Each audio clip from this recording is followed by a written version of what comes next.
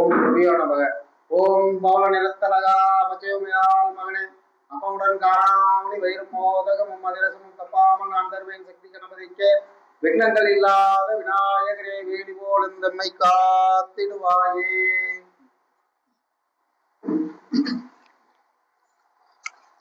Mutual fund சம்பந்தமா இன்னைக்கு பார்க்கலான்னு விருப்பப்படுறோம். சரிங்க ஐயா.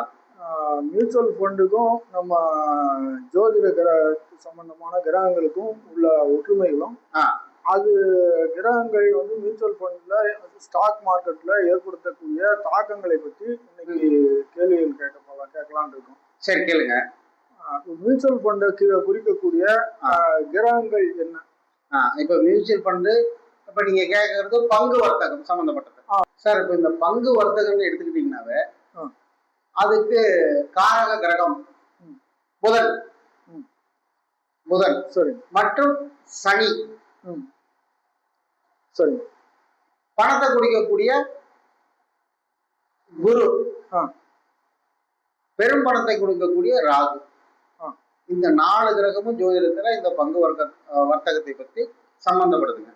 அதே மாதிரி இந்த பங்கு வர்த்தகம் ஜோதிடத்தில் எந்த பாவகத்தை குறிக்கிறது அப்படின்றதையும் நம்ம எடுத்துக்கணும். சரி. இப்ப எடுத்துக்கிட்டீங்க அப்படின்னு கேட்டீங்கன்னா 8ஆம் பாவகம் என்பது மறைபொருளில் இருந்து வரக்கூடிய எல்லாமே அதுல வரக்கூடியதுங்க. அந்த 8ஆம் பாவகம் தான் இன்சூரன்ஸையும் குறிக்கக்கூடியது. அதுவே தான் இந்த பங்கு வர்த்தகத்தையும் குறிக்கக்கூடிய பாவகம். சரி. அந்த 8ஆம் பாவகம் ஒருத்தருக்கு வளர்த்திருந்தால் அவர்கள் இந்த பங்கு வர்த்தகத்தில் ஜெயிக்கலாம். இந்த கிரக இணைவுகள் பலமாக இருப்பினும் ஜெயிக்கலாம். சரி. இது வந்து பொதுவானது. ஆமா, பொதுவானது. அதாவது நீங்க சொல்றது வந்து புதன் சனி ராகு குரு. ராகு குரு குரு. இது சுக்கிரன் ஏதோ சம்பந்தப்படாதுங்க. இதுல சுக்கிரன் சம்பந்தப்படாதுங்க.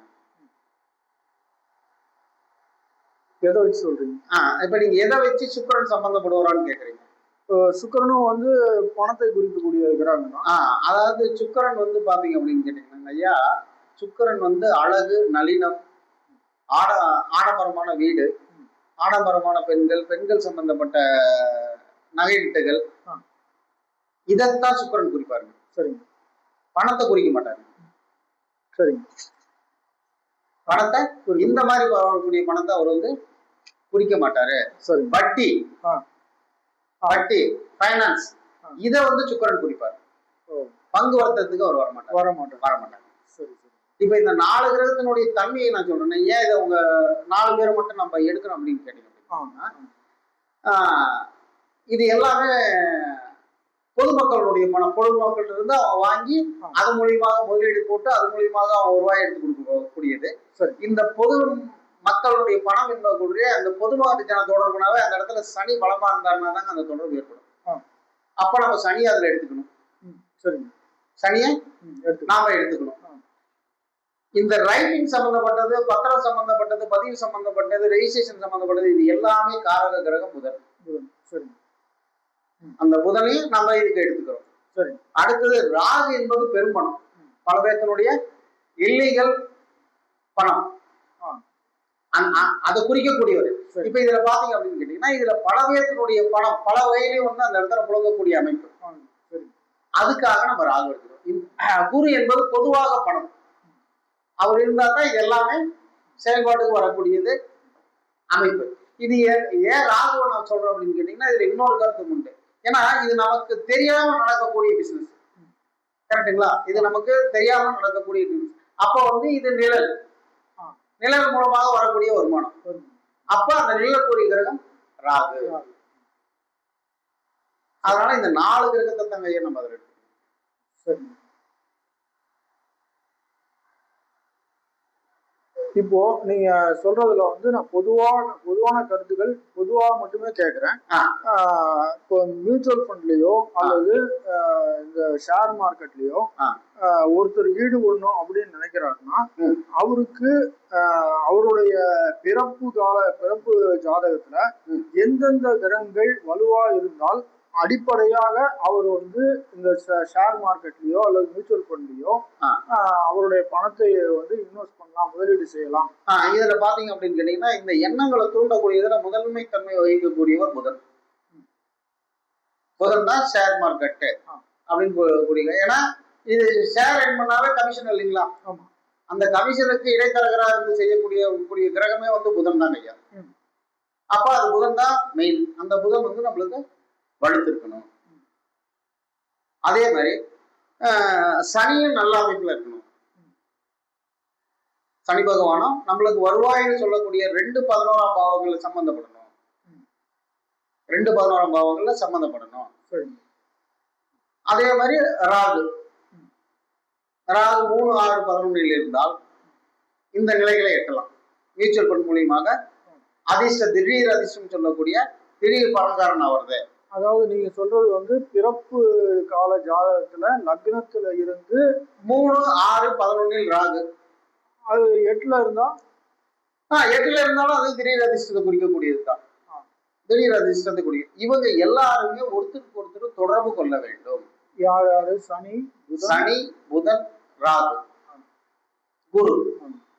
இவங்க எல்லாருமே ஒரு வகையில ஒண்ணு நட்சத்திர சாதனையாகவோ அல்லது பார்வையின் மூலமாகவோ பண்ணணுங்க.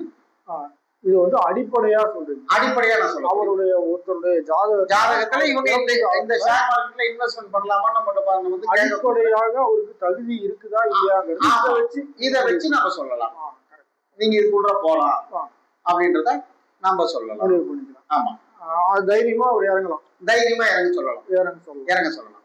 ரைட்டுங்க, சரிங்க. இப்போ வந்து பேசிக்கலா வந்து ஷேர் மார்க்கெட்டு, ஸ்டாக் எக்ஸ்சேஞ்சு அது சம்பந்தமா கேள்விகள் கேட்டோம். அது சம்பந்தமா கிரகங்களை பற்றி சொன்னீங்க, புரியுது, சந்தோஷம். இதுல நெக்ஸ்ட் வந்து மியூச்சுவல் ஃபண்டுங்க. சரி, மியூச்சுவல் ஃபண்டுங்கிறது பல இப்போ மியூச்சுவல் ஃபண்ட் என்பது இது வந்து எல்லாமே லாங் டைம் ப்ராசஸ். ஆமா, அதாவது முதலீடு பண்ணக்கூடியது. முதலீடு பண்ணா பலனை எதிர்பார்க்காமல் லாங் டைம் போடக்கூடியதுக்கு பேர் தான் மியூச்சுவல் ஃபண்ட். டெய்லி நீங்க போட்டு எடுக்கிறதுக்கு பேரு ஷேர். இது ரெண்டு வித்தியாசம் இல்லைங்களா? இப்ப இந்த முதலீடுன்னு கொடுற நீங்க பாத்தீங்க அப்படின்னு கேட்டீங்கன்னா, இந்த முதலீடு நீங்க வரக்கூட பாத்தீங்க அப்படின்னு கேட்டீங்கன்னா, இதுக்கும் குரு சம்பந்தம் பண்ணணும். குரு சம்பந்தம் பண்ணணும் அப்படின்னு கேட்டீங்கன்னா, குரு வந்து மறையணும். இப்போ நீங்க சொல்றது வந்து பிறப்பு கால ஜாதகத்தை சொல்றீங்களா இல்ல கோச்சாரத்தை சொல்றீங்களா? நம்ம இப்ப பேசுறது பூராமே பிறப்பு ஜாதகம்.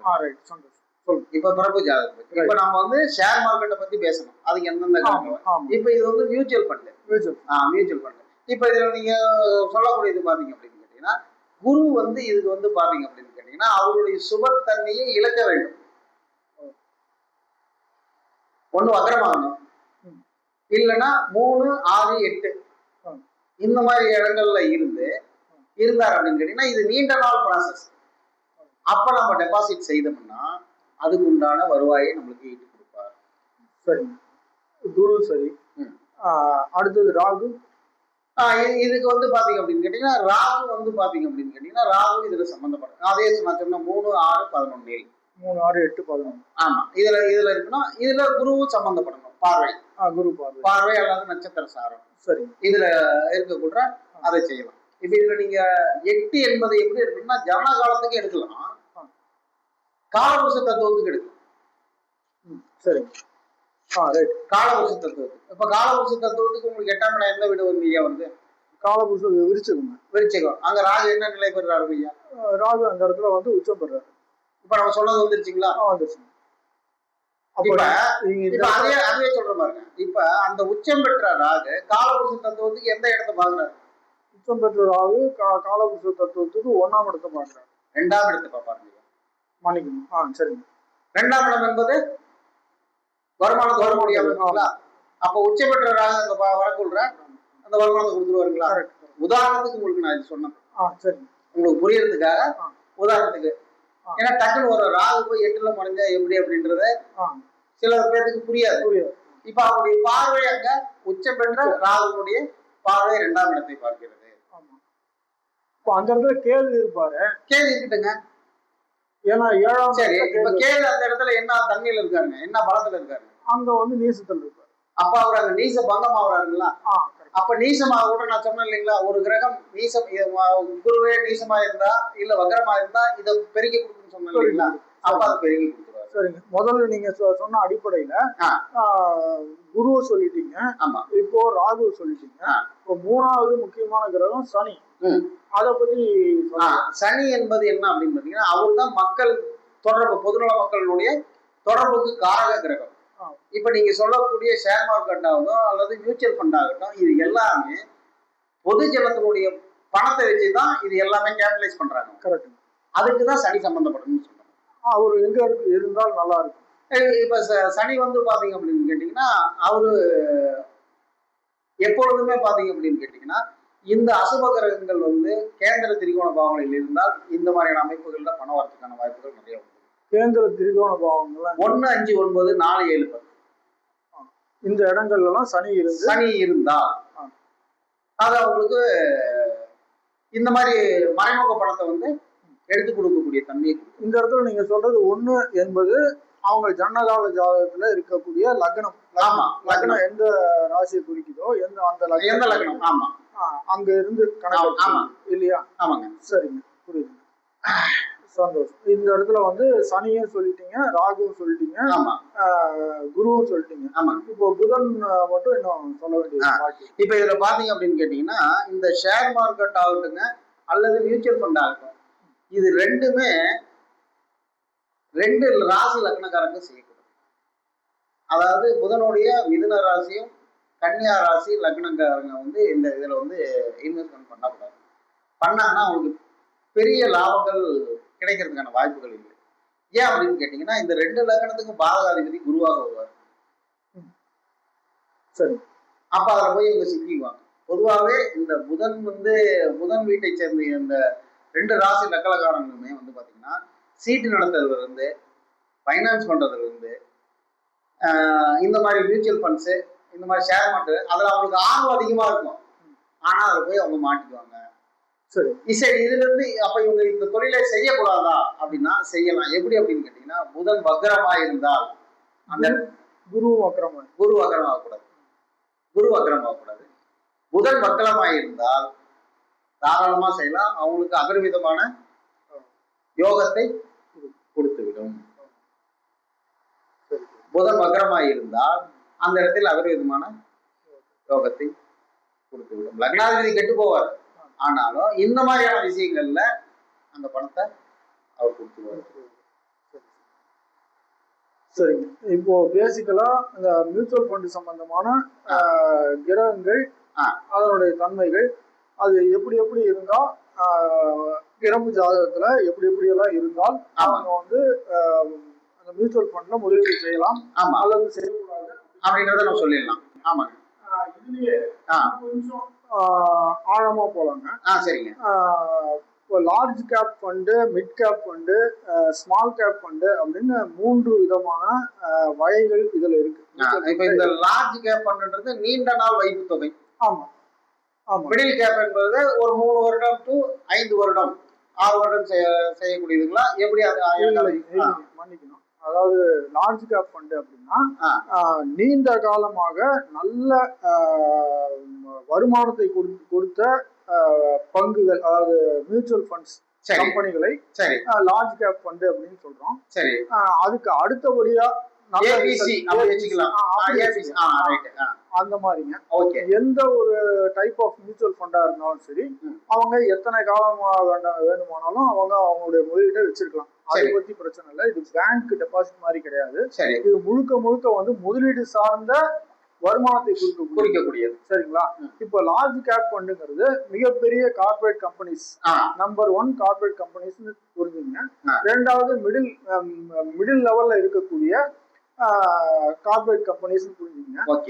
3வது ஸ்மால் கேப் ஃபண்ட் அப்படிங்கிற வாழ்ந்து வரக்கூடிய கம்பெனிகள், நல்ல கம்பெனிகள் அப்படின்னு புரிஞ்சுங்க. இது வந்து நல்லா பெர்ஃபார்ம் பண்ணிட்டே இருந்தால் அது லார்ஜ் கேப் ஃபண்ட்ல இருக்கும். லார்ஜ் கேப் ஃபண்ட்ல இருக்கிற ஏதோ ஒரு மியூச்சுவல் ஃபண்ட் கம்பெனி பர்ஃபார்மன்ஸ் கம்மியா கொடுத்தால் அது அடுத்த லெவலாகிய மிடிலுக்கு வந்துடும், மிட் கேப் ஃபண்டுக்கு வந்துடும். மிட் கேப் ஃபண்ட்ல இருக்கிறது பர்ஃபார்மன்ஸ் குறைஞ்சுன்னா அது ஸ்மால் கேப் ஃபண்டுக்கு வந்துடும். இதுதாங்க இதுல டிஃபரன்ஸ். இதை வச்சு பார்க்கும்போது லார்ஜ் கேப் ஃபண்ட் அப்படிங்கிற ஃபண்டை குறிக்கக்கூடிய கிரகங்கள் என்ன, மிட் கேப் ஃபண்ட் அப்படின்னு குறிக்கக்கூடிய கிரகங்கள் என்ன, ஸ்மால் கேப் ஃபண்ட் குறிக்கக்கூடிய கிரகங்கள் என்ன அப்படிங்கறது தனித்தனியா. இப்ப இதுல பாத்தீங்கன்னா இங்க ஐயா நீண்ட கால லார்ஜ் கேப் ஃபண்ட்ன்றது பெரிய தொகை இல்லைங்களா? நீண்ட கால கிடையாது, இல்ல பெரிய கம்பெனி பிரம்மாண்டம் வந்தாலும் அந்த இடத்துல ராகு வந்துருவாரு. பிரம்மாண்டம் நீண்ட காலமாக நல்ல வருமானத்தை கொடுக்கக்கூடிய நிலையான. இதுல பாத்தீங்க அப்படின்னு கேட்டீங்கன்னா இதுல ராகுவும் சனியும் சம்பந்தப்படுவார். ராகுவும் சனி அதாவது வேத ஜோதிடத்துல என்ன சொல்லியிருக்கு அப்படின்னு கேட்டீங்கன்னா சனி ஒருவர் தான் வந்து பாத்தீங்கன்னா நீங்க 3 தலைமுறை உட்கார்ந்து வச்சு சாப்பிடுற அளவுக்கான சொத்து சுகங்களை கொடுக்கக்கூடியவர் சனி பகவான் ஒருவரை. சரி. அப்ப அதுல ஒரு சனி சம்பந்தம் பண்ணுங்க. சனி நம்மளுக்கு அந்த இடத்துல கோச்சாரத்துல நல்ல நிலைமையில இருக்கணும். இப்ப நம்ம பண்றோம் அப்படின்னு கேட்டீங்கன்னா அந்த நிலையில சனி வந்து நமக்கு வந்து ராசிக்கு 8லயோ அல்லது லக்னத்துக்கு 8 ராசிக்கு 8ல அஷ்டம சனியா இருக்கக்கூடாது.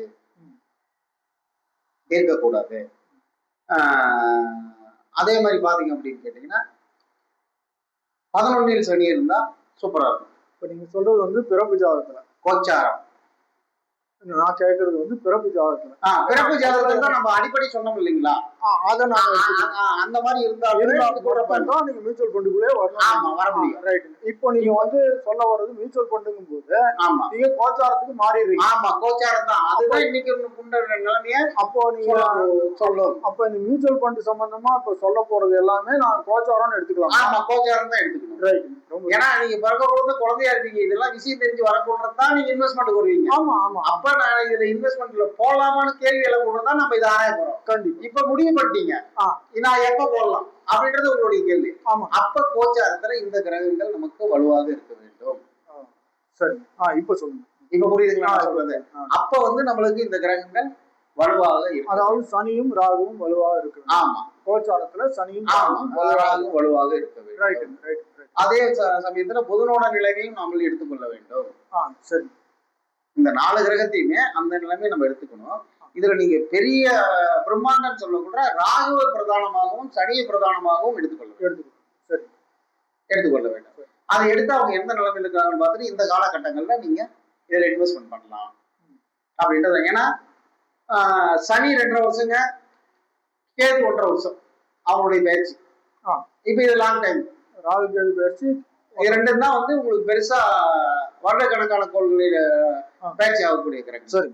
அப்ப இது ரெண்டையுமே நம்ம சீர்தூக்கி பார்க்க வேண்டும். அந்த இடத்துல பார்த்து தான் நம்ம அதை இன்வெஸ்ட்மெண்ட் பண்ண சொல்லணும். சரிங்க. இப்போ நீங்க சொன்னது லார்ஜ் கேப். ஆமா, ரைட் ரைட். இப்போ அடுத்தது மிட் கேப் கொண்டு இப்ப இந்த மிட் கேப் கொண்டு வந்து பாத்தீங்கன்னா இது மிதமான ஒரு கம்பெனி அப்படின்ற சொல்ற பாத்தீங்கன்னா இதுல வந்து பாத்தீங்க அப்படின்னா குரு. இந்த இடத்துல தான் குரு வர்றாரு. குரு. சரி. குரு வந்து நல்ல பலத்தோட இருக்காரா? சரி. அப்படின்றத நம்ம சீர்தூக்கி பார்க்கணும். கோச்சாரத்துல குரு நம்மளுக்கு எப்படி இருக்காரு அப்படின்றத நீங்க தூக்கி பார்க்கணும். சரி. அப்ப அதை பார்த்து அதுக்கு தகுந்த மாதிரி நீங்க இதுல பண்ணுங்க அப்படின்றத நம்ம சொல்லலாம். அதாவது நீங்க சொல்றது என்னன்னா இன்னும் சரியா நான் புரிஞ்சுக்கிறேன். அதாவது சனியும் ராகுவும் பேசிக்கலா நல்லா இருக்கணும். ஆமா. இப்போ மிட் கேப் பண்ணும் போது கூடுதலாக குருவை நல்லா இருக்கும். குருவை இந்த 3 கிரகம் நல்லா இருந்தா மிட் கேப் பண்ணல நல்ல வருமானத்தை எடுத்துக்கிட்டே இருக்கலாம் அப்படின்னு சொல்ல வரீங்க. ஆமா, ரைட். அவ்வளவுதாங்களா இல்ல வேற ஏதாவது? இல்ல, இதுதான் புதன் சம்பந்தமா ஏதாவது? புதன் தான். அப்ப நீங்க கடைசி கேட்டீங்க பாருங்க, ஸ்மால் கேப். அதுக்கு வந்து புதன பிரதானமாக நீங்க எடுத்துக்கணும். சரி. இதுல வந்து அடிஷனலா புதனும் நல்லா இருக்கும். ஆமா. இப்ப இதுல எடுத்துக்கிட்டீங்க அப்படின்னு கேட்டீங்கன்னா அப்ப நீங்க சொல்லக்கூடிய விஷயங்களே பாத்தீங்கன்னா ஒரு 15 வயசு பையன் வந்து ஸ்மால், ஒரு 30 வயசு பையன் வந்து மிட் கேப், ஒரு 50 வயசு பையன் வந்து லார்ஜ் கேப். கரெக்டுங்களா? இப்ப நான் சொல்லக்கூடிய 6 வயசுல இந்த 3 கிரகத்தையும் நீங்க இணைச்சு பாருங்க. அது ஜோதிட துறையில இந்த கிரகம் எப்படி இருக்குது அப்படின்றது. இளைய கிரகம் புதன், மத்தியம கிரகம் குரு. சரி. சனி வயதான கிரகம். இப்ப இது 3க்கும் மேட்ச் ஆகுதுங்களா? மேட்ச் ஆகுது. அவ்வளவுதான். ரைட்டுங்க. நீங்க அதாவது 15 வயசு 30 வயசு 50 வயசுன்னு சொல்லும் போது எனக்கு இன்னும் கூடுதலா நிறைய கேள்விகள் வருது. கேளுங்க. அது வந்து தனிப்பட்ட ஜாதகத்தை வச்சு கேட்டாதான் இன்னும் தெளிவா வந்து புரியும் புரியும். ஆமா ரைட்டுங்களா? ஆமா. நான் வந்து இது மொட்டையா வந்து 15, 20 இது புரிதலுக்காக நான் உங்களுக்கு புரியுது புரியுது. உங்களுடைய புரிதலுக்காக நான் சொன்னேன். ரைட்டுங்க. சரிங்க. அதாவது இப்போ இன்னும் கொஞ்சம் தெளிவா நான் தெரிஞ்சுக்கிறேன். அதாவது பேசிக்கல்லயே ஒரு ஸ்மால் கேப் ஃபண்ட் இன்வெஸ்ட் பண்றதுக்கு குறைஞ்சது ஒரு 5 வருஷம் இந்த 4 கிரகம் நல்லா இருந்தா போதும் அப்படின்னு பார்த்தா போதும்னு சொல்றீங்களா? இப்ப இதுல பாத்தீங்க அப்படின்னு கேட்டீங்கன்னா 4 வருஷம் டைம் பீரியட்ல வந்து எந்த கிரகமும் ஒரே இடத்துல இருக்காது. கரெக்டுங்களா? அந்த மூவ் ஆயிட்டு இருக்கிற டைம்ல நம்மளுக்கு இந்த கிரகங்கள் பெரிய கிரகங்களுடைய பயிற்சின்னு சொல்லக்கூடிய ராகு கேது பயிற்சியும் சனி பயிற்சியும் நம்ம பார்த்துதான் இதை நம்ம செய்யணும். 5 வருடத்துக்கு. அதாவது ஸ்மால் கேப் ஃபண்ட் இதுல மூணுமே எது இருந்தாலுமே எது இருந்தாலுமே இந்த பயிற்சிகளை பொறுத்து தான் நாம மாத்திக்கணும். திரும்பவும் ஒரு தடவை கன்ஃபார்ம் பண்ணிக்கிறேன் தெளிவா. 5 வருஷத்துக்காக சொல்றீங்க இல்லையா? ஆமா. ரைட். ஓகே, சந்தோஷம். இப்ப ஏன்னா அவர்தான் 2.5 வருஷம். ஆமா, சனிதான் 2.5 வருஷம். இப்ப அவர் நல்ல நிலைமையில கூட அந்த 2.5 வருஷம் உங்களுக்கு வருமானம் கொடுப்பாரு. அடுத்தது ஒரு கட்டம் மாற கூட அந்த 2.5 வருஷம் உங்களுக்கு மைனஸ் ஆகலாம். ஆமா, கண்டிப்பா. புரியுதுங்களா? இப்ப நீங்க கேட்ட 5 வருஷம் 2.5 இதுல வந்துருச்சா? அதை கவனித்து நம்ம சொல்ல வேண்டும். நீங்க 2.5 வருஷம் போடுங்க, இல்ல இது கூட 3 வருஷம் மட்டும் போட்டு எடுத்துக்கோங்க அப்படின்றத நம்ம அந்த இடத்துல ஆராய்ச்சி பண்ணி சொல்ல வேண்டும். சரிங்க. இது மிட் கேப் ஃபண்டுனா எல்லாத்துக்கும் 3க்குமே இதுதான் ஐயா. 3த்துக்குமே இதுதான். அந்த பெயர்ச்சியை பொறுத்து தான் இது எல்லாமே ஏற்ற இறக்கங்களை கொடுக்கக்கூடியது. சரிங்க. இப்போ நீங்க சொல்ற மாதிரி இன்னொரு வீடியோ கூட அது சம்பந்தமா போட்டுக்கலாம். உதாரணத்துக்கு இப்போ ஒரு 10 வருஷ காலகட்டத்துல இந்த கோச்சார கிரக நிலைகளின்படி அந்த மியூச்சுவல் ஃபண்டினுடைய ரிசல்ட் எப்படி இருக்கும்னு சொல்லலாங்களா? சொல்ல முடியுங்களா? கண்டிப்பா சொல்லலாங்க.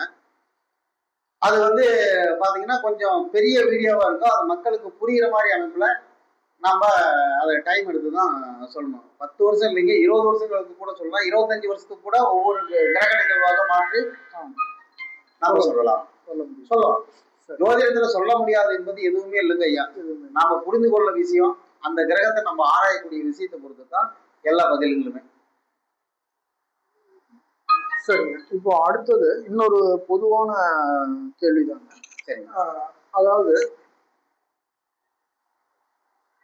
இந்தியாவுடைய பங்குச்சந்தை எந்தெந்த சூழ்நிலைகள்ல கோச்சாரத்துல எந்தெந்த கிரகங்கள் எந்தெந்த இடத்துல இருந்தால் அல்லது எந்த இடத்துல இருந்து அந்த கிரகங்கள் தன்னுடைய பலத்தை இழந்தால் இந்திய பங்குச்சந்தை வீழ்ச்சி அடையும் அப்படின்னு தெரிஞ்சுக்கணும்.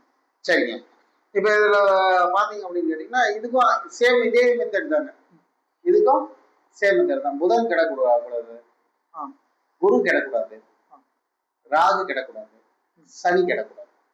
இந்த 4 கிரகம் எங்க சுத்தினாலும் அந்த 4 கிரகத்துக்குள்ள தான் வரும். சரி. அதை மீறி எங்கேயும் போக. சரி, ரைட்.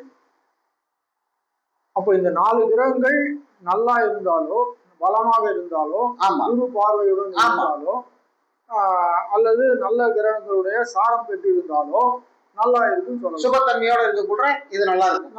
ஆமா, இல்லைங்களா? ஆமா. சரிங்க, சந்தோஷம்.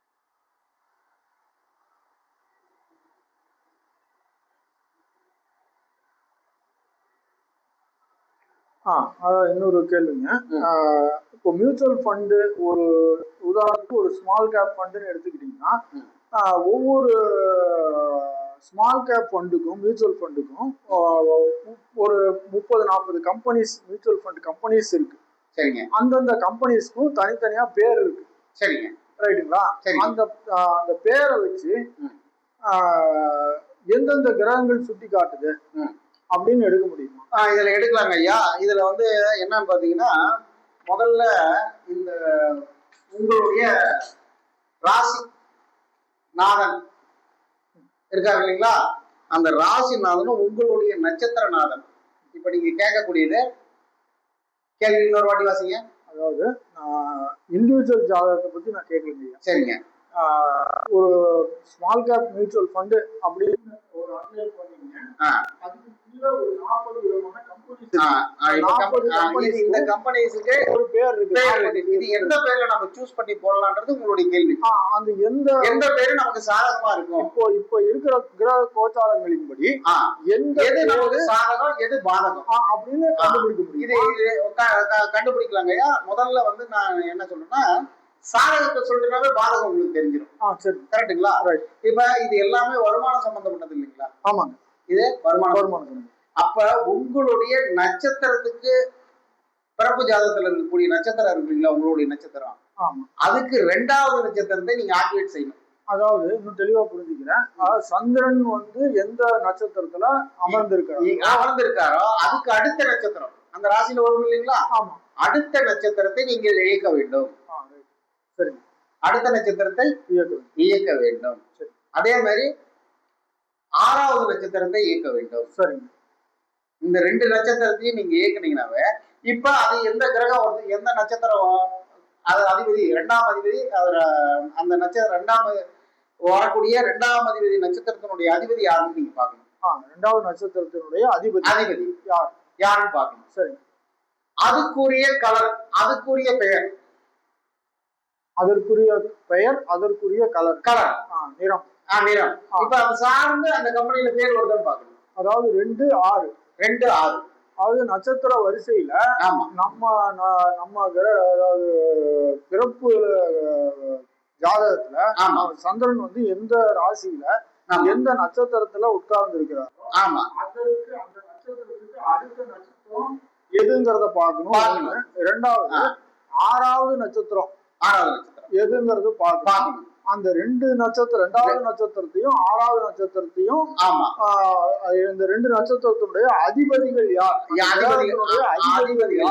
அப்படிங்கறத பார்த்துட்டு அது சம்பந்தமான இது மியூச்சுவல் ஃபண்ட் கம்பெனி பேர் எது அப்படிங்கறத எல்லாம் அது சார்ந்த கலர் அந்த கம்பெனி பேர்ல இருக்கா, அந்த கிரகத்தினுடைய சார்ந்த நிறம் இருக்கா அப்படின்றது. அதே மாதிரி பாத்தீங்கன்னா இதுல இன்னொன்னு சொல்றேங்க, இந்த 2வது நட்சத்திரத்தினுடைய அணுஜென்ம திருஜென்ம நட்சத்திரங்களை இயக்கணும். அப்படின்னா என்னங்க?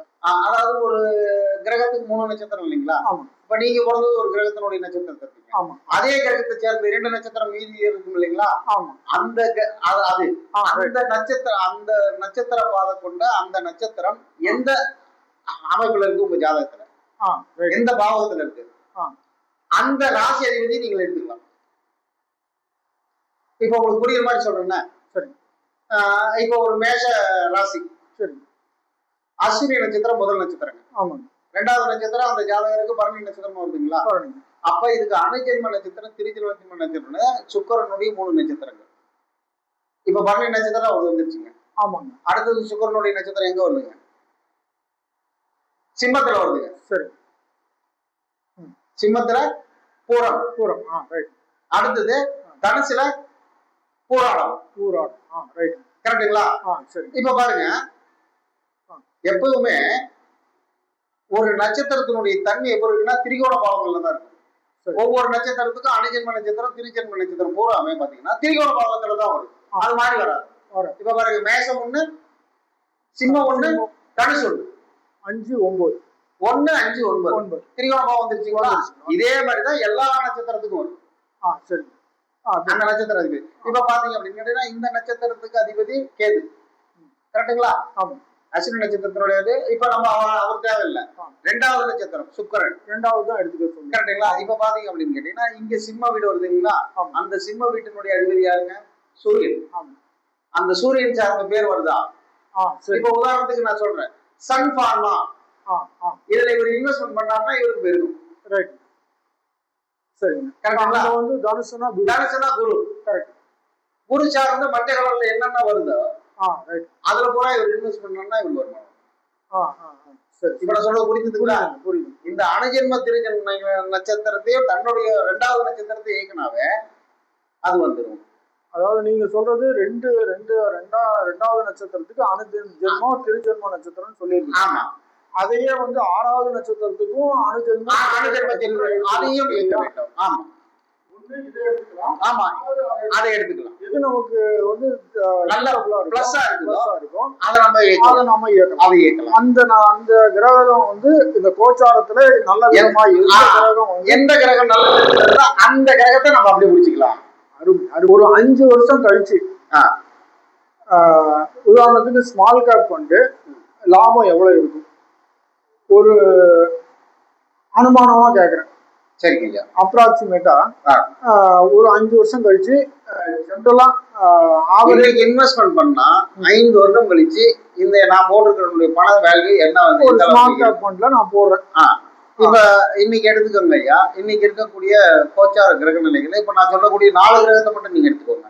சரி. புதன், குரு, சனி, ராகு. கரெக்டுங்களா? இப்ப இது வந்து நீங்க காலபுருஷ தத்துவத்து அடிப்படையில எடுத்துக்கோங்க. காலபுருஷ தத்துவத்து அடிப்படையில எடுத்துக்கோங்க. மேஷம் முதல் எடுத்துட்டீங்க அப்படின்னு கேட்டீங்கன்னா இப்ப குரு வந்து மிதனத்துல இருக்காரு. குரு மிதனத்துல இருக்காரு. ஆமாங்க. கரெக்டுங்களா? குரு வந்து மிதனத்துல இருக்காரு. புதன் வந்து கும்பத்துல இருக்காரு.